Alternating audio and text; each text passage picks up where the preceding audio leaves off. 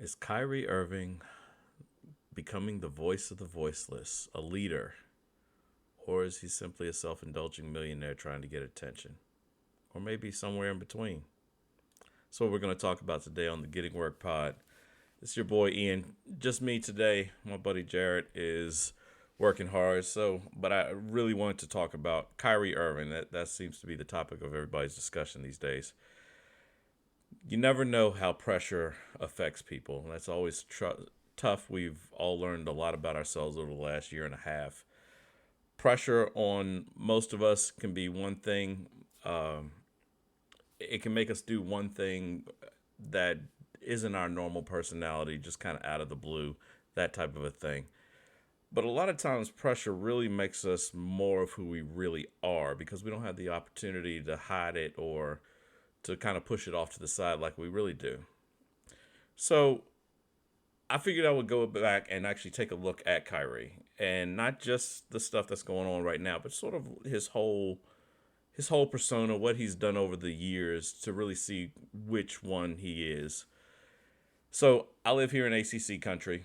I'm not going to go too deep and far back into when he was here at Duke. He played 8 games when he was at Duke. He had a apparent toe injury that kept him out for most of the season. There was some kind of questions back and forth as to whether how hurt he was, but it's college basketball. You're not getting paid. Quite frankly, you should at the time you should take your time and get healthy and make sure you go get your money. No knock there. So let's skip ahead though, really, because that's he's young. It's a different time. Let's skip ahead to more of the highest point of his career, or highest point of his career to date, anyhow. And that's when he had just beat the Golden State Warriors for a championship along with that LeBron guy. At the end of that season, they won the championship.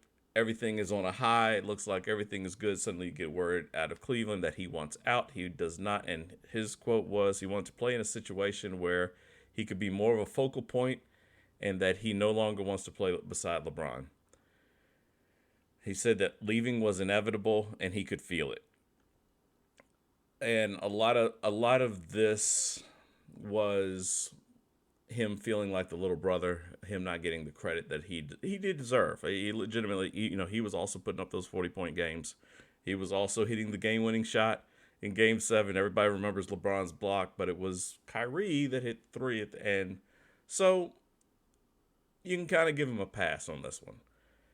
He at the end he said he didn't feel the need to say anything because he knew the truth because they his whether he wanted to actually leave or not was clear, but not he you never heard it from him. And he said he didn't feel the need to say anything because he knew the truth, and so did they. So it didn't matter what others said. Fair enough. LeBron James, not for everybody. Fair enough. Give the guy some credit. So he moved on. He forced his way to the Celtics. So, how did that marriage end? Well, when he was leaving the Celtics, actually in his last season with the Celtics, his grandfather passed away, which is very unfortunate. And he said at that time, a lot of basketball and the joy that I had was sucked away from me. We've all lost somebody, especially in this last year, possibly. Losing someone is all you never know how that affects someone deep down. Now, prior to this happening, though, there was a lot of back and forth as to problems that he had with the organization and the Celtics organization and things like that. Again, it wasn't clear. You heard things, but not really from Kyrie, but it kind of was always floating around him, that type of a thing. But also during this time, he blamed when he was about to leave. He blamed his commitment to basketball and kind of carried a grudge toward the profession all season because of his grandfather dying and him not being able to be there during that time. I had to pause when I went back and I realized this because I didn't know it at the time, to be honest with you. This is legit. This is frankly, I'm not even sure that this doesn't explain all the things that are going on with him now. Sort of that moment in the movie that the villain of the story gets a backstory and you kind of see why they are who they've turned out to be. That's this moment that when I read that, it struck, and it was, wait a minute, this makes a lot of sense. You see that it's just a job to him now, and right or wrong, that is all he sees it as. We're used to holding NBA players up to a certain standard that they must love the game. They have to love it as much as LeBron or as much as Jordan or as much, they have to have that, live it, breathe it, feel it all the time. And that's just not the case sometimes. There are bigger things than basketball. But with that said, let's take a look at his first season with the Nets and how that ended. Well, it ended in the bubble. Of course, no one could have imagined what we'd be going through at this time.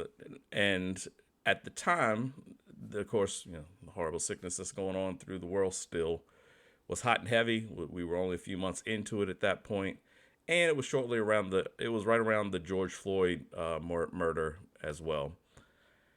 And he said, once we start playing basketball again, the news will turn from systemic racism to who did what in the game last night.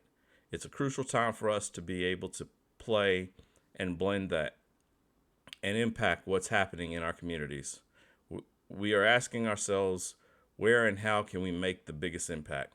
Mental health is a part of the discussion. And I think that just for a second, I think that is really what you got to kind of harp on with when it comes to Kyrie.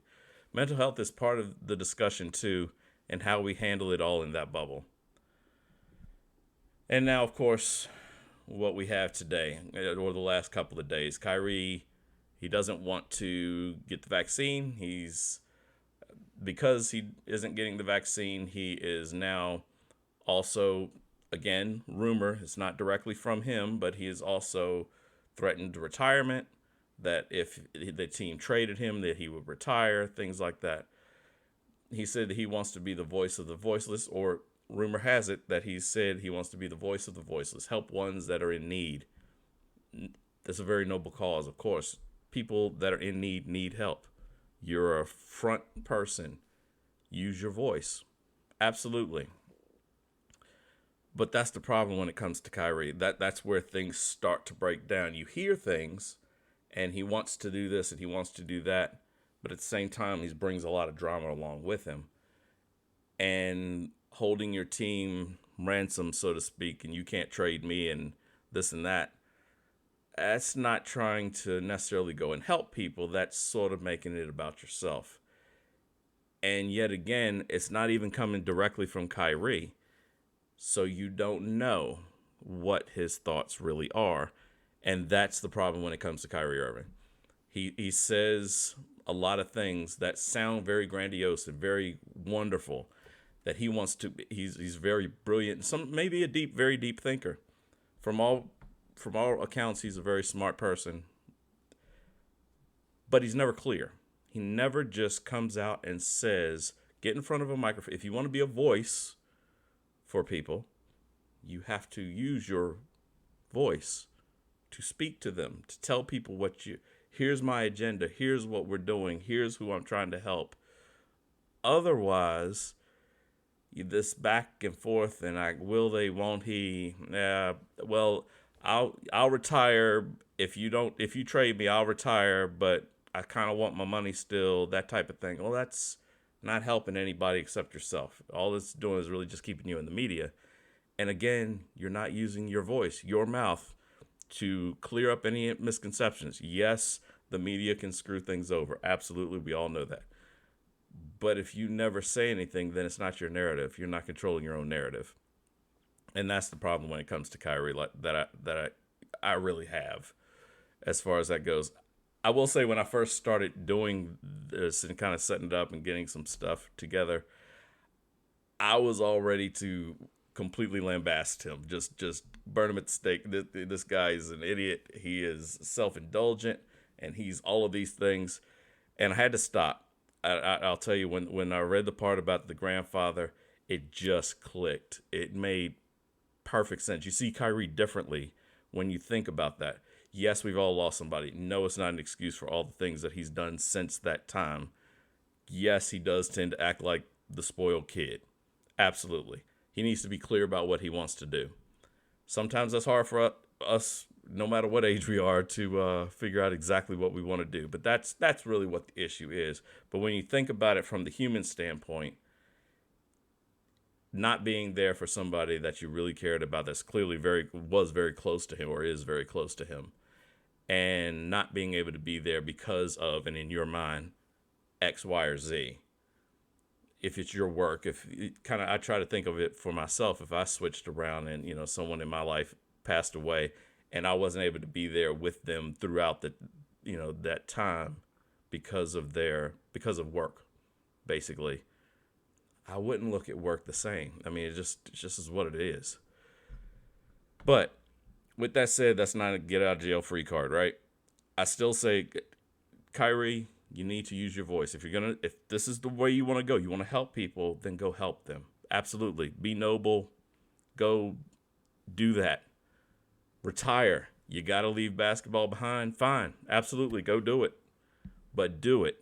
Don't be back and forth. Otherwise, all history is going to remember you as is sort of a knockoff Colin Kaepernick. That was real, and not even a really good one, to be honest with you. And really, you're just going to be yet another NBA player that was self-indulgent and wanted all the attention and was hit or miss and gave lip service to helping people, but it was really just about him the whole time. Anyhow, tell me what you think. Let me know in the comments below, and let's have a discussion about it. As always, like, share, subscribe, and we'll see you next time.